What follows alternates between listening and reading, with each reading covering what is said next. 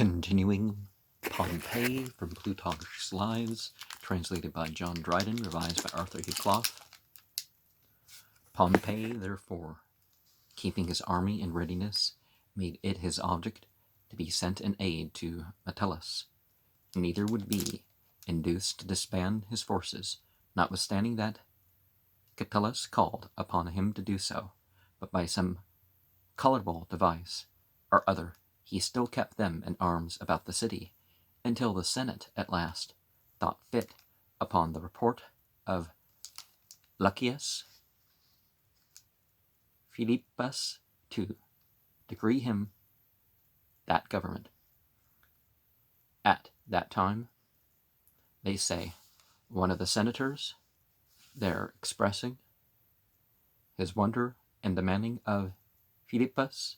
whether his meaning was that Pompey should be sent into Spain as proconsul, no, replied Philippus,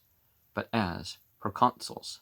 if both consuls for that year were in his opinion wholly useless. When Pompey was arrived in Spain, as is usual upon the fame of a new leader, men began to be inspired with new hopes, and those nations that had not entered into a very strict alliance with Sertorius began to waver and revolt. Whereupon Sertorius uttered various arrogant and scornful speeches against Pompey, saying in derision that he should want no other weapon but a ferula and rod to chastise this boy with, if he were not afraid of that old woman, meaning Metellus. Yet in deed and reality he stood in awe of Pompey, and kept on his guard against him, as appeared by his whole management of the war, which he was observed to conduct much more warily than before. For Metellus, which one would not have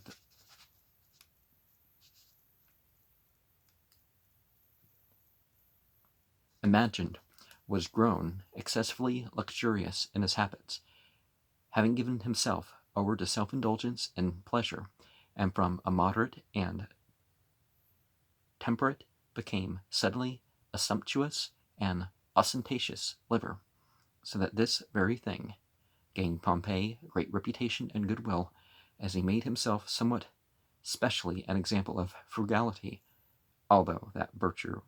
was habitual in him, and required no great industry to exercise it, as he was naturally inclined to temperance, and no ways inordinate in his desires. The fortune of the war was very various. Nothing, however, annoyed Pompey so much as the taking of the town of Lauron by Sertorius, for when Pompey thought he had him safe enclosed, he had boasted somewhat largely of raising the siege. He found himself all of a sudden encompassed, insomuch that he durst not move out of his camp, but was forced to sit, whilst the city was taken and burnt before his face. However, afterwards, in a battle near Valentia, he gave a great defeat to Herennius and Perpenna, two commanders among the refugees who had fled to Sertorius, and now lieutenants under him, in which he slew above 10,000 men. Pompey, being elated and filled with confidence by this victory, made all haste to engage Sertorius himself, and the rather lest Metellus should come in for a share in the honor of the victory. Late in the day, towards sunset, they joined battle near the river Sucro, both being in fear lest Metellus should come. Pompey that he might engage alone. Sertorius said he might have one alone to engage with. The issue of the battle proved doubtful, for a wing of each side had the better, but of the generals Sertorius had the greater honor, for that he maintained his post, having put to flight the entire division that was opposed to him, whereas Pompey was himself almost made a prisoner, for being set upon by a strong man at arms that fought on foot, he being on horseback. As they were closely engaged hand to hand, the strokes of their swords chanced to light upon their hands, but with a different success, for Pompey's was a slight wound only, whereas he cut off the other's hand. However, it happened so, that many now falling upon Pompey together, and his own forces there being put to the rout, he made his escape beyond expectation by quitting his horse and turning him out among the enemy. For the horse being richly adorned with golden trappings and having a caparison of great value, the soldiers quarreled among themselves for the booty, so that while they were fighting with one another and dividing the spoil, Pompey made his escape. By break of day the next morning, each drew out his forces into the field to claim the victory. But Metellus, coming up, Sertorius vanished, having broken up and dispersed his army, for this was the way in which he used to raise and disband his armies, so that sometimes he would be wandering up and down all alone, and at other times he would come pouring into the field at the head of no less than 150,000 fighting men, swelling all of a sudden like a winter torrent. When Pompey was going after the battle to meet and welcome Metellus, and when they were near one another, he commanded his attendants to lower the rods in honor of Metellus as his senior and superior, but Metellus on the other side forbade it, and behaved himself in general very obligingly to him, not claiming any prerogative either in respect of his consular rank or seniority, excepting only that when they encamped together, the watchword was given to the whole camp by Metellus, but generally they had their camps asunder, being divided and distracted by the enemy, who took all shapes, and being always in motion, would, by some skilful artifice, appear in a variety of places, almost in the same instant, drawing them from one attack to another, and at last keeping them from foraging, wasting the country, and holding the dominion of the sea. Sertorius drove them both out of that part of Spain which was under his control, and forced them, for want of emissaries, to retreat into the provinces that did not belong to them. Pompey, having made use of and expended the greatest part of his own private revenues upon the war, sent and demanded moneys of the Senate, adding that in case they did not furnish him speedily, he should be forced to return into Italy with his army. Lucullus being consul at that time, though at variance with Pompey, yet in consideration that he himself was a candidate for the command against Mithridates, procured and hastened these supplies, fearing lest there should be any pretense or occasion given to Pompey of returning home, who of himself was no less desirous of leaving Sertorius and of undertaking the war against Mithridates as an enterprise in which all appearance would prove much more honorable and not so dangerous. In the meantime, Sertorius died, being treacherously murdered by some of his own party, and Perpenna, the chief among them, took the command and attempted to carry on the same enterprises with Sertorius, having indeed the same forces and the same means, only wanting the same skill and conduct in the use of them. Pompey therefore marched directly against Perpenna, and finding him acting merely at random in his affairs and a decoy ready for him, and sent out a detachment of 10 cohorts in the level country with orders to range up and down and disperse themselves abroad. The bait took accordingly, and no sooner had Perpenna turned upon the prey and had them in chase, but Pompey appeared suddenly with all his army, and, joining battle, gave him a total overthrow. Most of his officers were slain in the field, and he himself, being brought prisoner to Pompey, was by his order put to death. Either was Pompey guilty in this of ingratitude or unmindfulness, of which had occurred in Cicala, which some have laid to his charge, but was guided by a high-minded policy and a deliberate counsel for the security of his country. For Perpenna, having in his custody all Sertorius's papers, offered to produce several letters from the greatest men in Rome, who, desirous of a change and subversion of the government, had invited Sertorius into Italy, and Pompey, fearing that these might have the occasion of worse wars than those which were now ended, thought it advisable to put Perpenna to death and burn the letters without reading them. Pompey continued in Spain after this so long a time as was necessary for the suppression of all the greatest disorders in the province, and after moderating and allaying the more violent heats of affairs there, returned with his army into Italy, where he arrived, as chance would have it, in the height of the Servile War. Accordingly, upon his arrival, Crassus, the commander in that war, at some hazard, precipitated a battle, in which he had great success, and slew upon the place 12,300 of the insurgents, nor yet was he so quick, but that fortune reserved Pompey some share of honor in the success of this war, for 5,000 of those that had escaped out of the battle fell into his hands, and when he had totally cut them off, he wrote to the Senate that Crassus had overthrown the slaves in battle, but that he had plucked up the whole war by the roots, and was agreeable in Rome both thus to say and thus to hear said, because of the general favor of Pompey, but of the Spanish war and the conquest of Sertorius no one, even in jest, could have ascribed the honor to anyone else. Nevertheless, all's high respect for him, and this desire to see him come home, were not unmixed with apprehensions and suspicions that he might perhaps not disband his army, but take his way by force of arms and a supreme command to the seat of Sulla. And so, in the number of all those that ran out to meet him and congratulate his return, as many went out of fear as affection.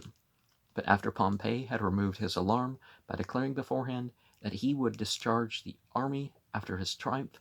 those that envied him could now complain that he affected popularity, courting the common people more than the nobility,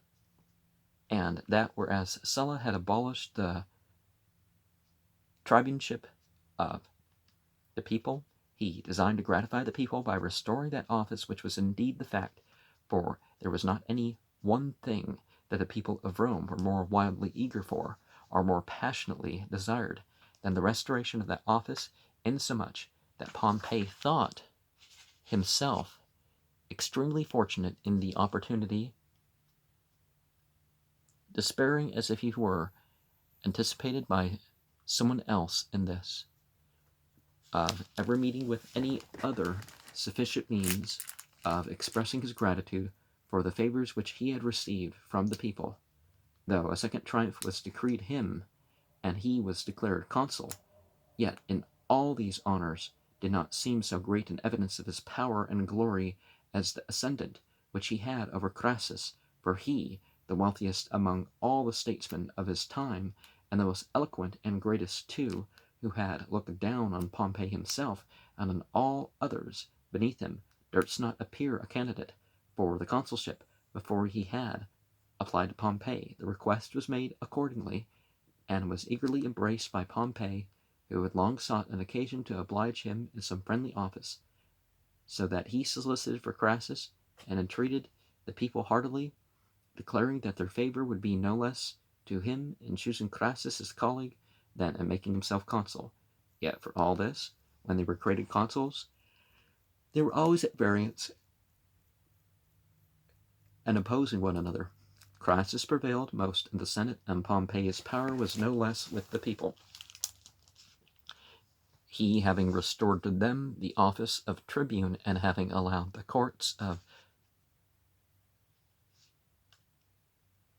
judicature to be transferred back to the knights by a new law.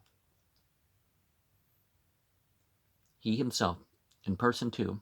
afforded them a most grateful spectacle when he appeared and craved his discharge from the military service, for it is an ancient custom among the Romans that the knights, when they had served out of their legal time in the wars, should lead their horses into the marketplaces before the two officers called censors, and having given an account of the commanders and generals under whom they served, as also of the places and actions of their service, should be discharged, every man with honor or disgrace, according to his deserts. There were then sitting in state upon the beach 2 censors, Gellius and Lentulus, inspecting the knights who were passing by in muster before them, when Pompey was seen coming down into the forum with all the ensigns of a consul, but leading his horse in his hand. When he came up, he bade his lictors make way for him, and so he led his horse to the bench, the people being all this while in a sort of maze, and all in silence, and the censors themselves regarding the sight with a mixture of respect and gratification. Then a senior censor examined him. Pompeius Magnus, I demand of you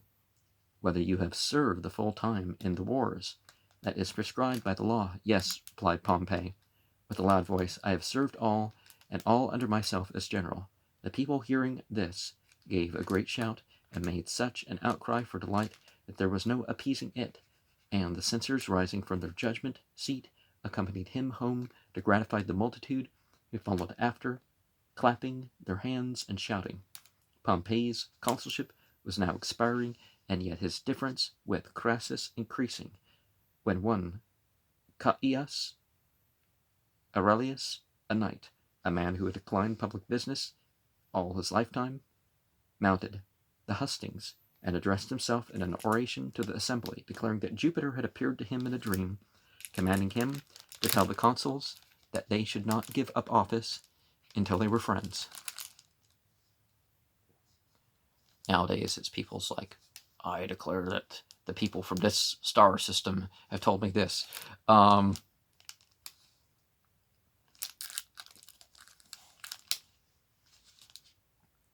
After this was said, Pompey stood silent, but Crassus took him by the hand and spoke in this manner.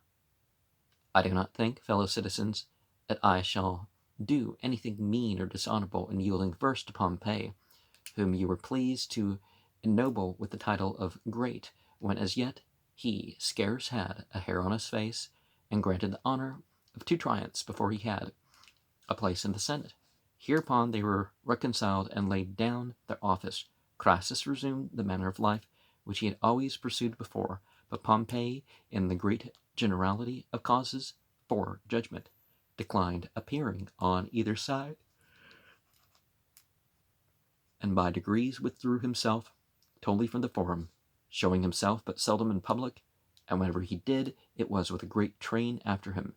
Neither was it easy to meet or visit him without a crowd of people about him. He was most pleased to make his appearance before large numbers at once, as though he wished to maintain in this way his senate and majesty, as if he held himself bound to preserve his dignity from contact with the addresses and conversation of common people, and life in the robe of peace is only too apt to lower the reputation of men that have grown great by arms, who naturally find difficulty in adapting themselves to the habits of civil equality. Well, it depends on why. If they're going to war to be talked of as great and all that stuff, they're, being treated like everybody else in the situations, maybe that's hard on them, but,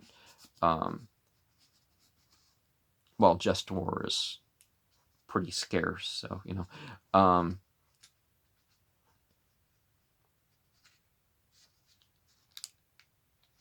they expected to be treated as the first in the city, even as they were in the camp, and, on the other hand, men who in war were nobody, think it intolerable if in the city at any rate they are not to take the lead. And so, when a warrior renowned for victories and triumphs shall turn advocate and appear among them in the forum, they endeavor their utmost to obscure and depress him, whereas if he gives up any pretensions here and retires, they will maintain his military honor and authority beyond the reach of envy. Events themselves, not long after, showed the truth of this. The power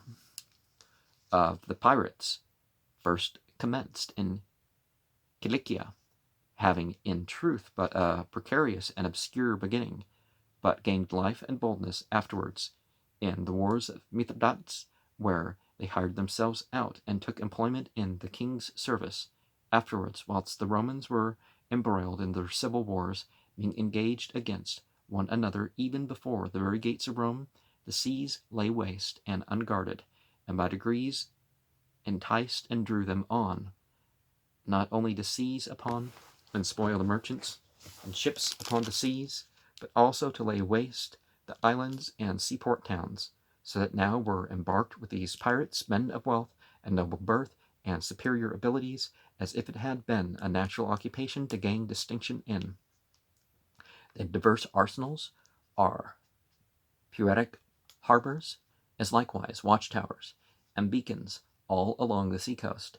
and fleets were here received, that were well manned with the finest mariners, and well served with the expertest pilots, and composed of swift-sailing and light-built vessels adapted for their special purpose. Nor was it merely their being thus formidable that excited indignation. They were even more odious for their ostentation than they were feared for their force. Their ships had gilded masts at their stems, the sails woven of purple, and the oars plated with silver, as if their delight were to glory in their iniquity. There was nothing but music and dancing, banqueting and revels. All along the shore, officers in command were taken prisoners, and cities put under contribution to the reproach and dishonor of the Roman supremacy. There were of these corsairs above 1,000 sail, and they had taken no less than 400 cities, committing sacrilege upon the temples of what were considered being gods and goddesses, and enriching themselves with the spoil of many never violated before, such as were those of Clarus, Didama, and Samathrak, and the temple of Earth in Hermione, and that of Asclepius in Epidaurus, those of Neptune at Isthmus, at Tanaurus, and at Calauria, those of Apollo at Actium and Leucas, those of Juno at Samos, at Argus, and at Icinium. Now, you don't blaspheme and defile other people's religion. You don't have to do that sort of stuff. It's best you don't. But one of the things that brings this about is when you make it an idol of the state or race or something like that, and therefore, it becomes a political thing, not just, disregard of respect for religious differences.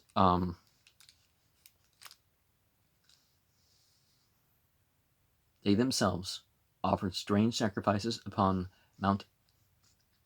Olympus and performed certain secret rites or religious mysteries, among which those of Mithras have been preserved to our own time, having received their previous institutions from them.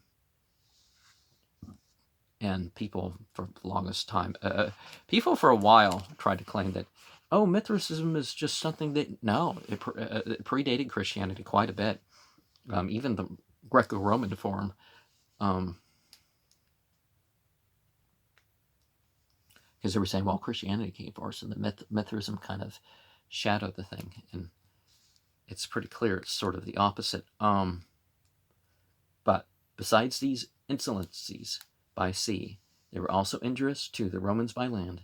for they would often go inland up the roads, plundering and destroying the villages and country houses. And we find this in the cult of Baal, and as something that needed to be sacrificed, which was the Lord, and which was a cow, or sometimes a human or something. well, I mean, the myth was, Baal, son of El, was related to Mitra, from the Indo-Aryan people.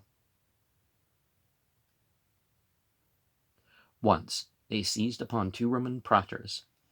Sextilius and Belinus, in their purple-edged robes, and carried them off together with their officers and lictors, the daughters also of Antonius, a man that had the honor of a triumph, taking a journey into the country, was seized and redeemed upon a payment of a large ransom. But it was most abusive of all that, when any of the captives declared himself to be a Roman and told his name, they affected to be surprised, and feigned fear, smote their thighs, and fell down at his feet, humbly beseeching him to be gracious and forgive them. The captives, seeing them so humble and suppliant, believed them to be in earnest, and some of them now would proceed to put Roman shoes on his feet, and dress him in a Roman gown, to prevent, they said, his being mistaken another time. After all this pageantry, when they had thus deluded and mocked him long enough, at last, putting out a ship's ladder, when they were in the midst of the sea, they told him he was free to go, and wished him a pleasant journey, and if he resisted, they themselves threw him overboard and drowned him. This piratic power, having got the dominion and control of all the Mediterranean, there was left no place for navigation or commerce, and this it was which most of all made the Romans, finding themselves to be extremely straitened in their markets, and considering that if it should continue there would be a dearth and famine in the land, determined at last to send out Pompey to recover the seas from the pirates. Gabinius, one of Pompey's friends, preferred a law whereby there was granted to him not only the government of the seas as admiral, but, in direct words, sole and irresponsible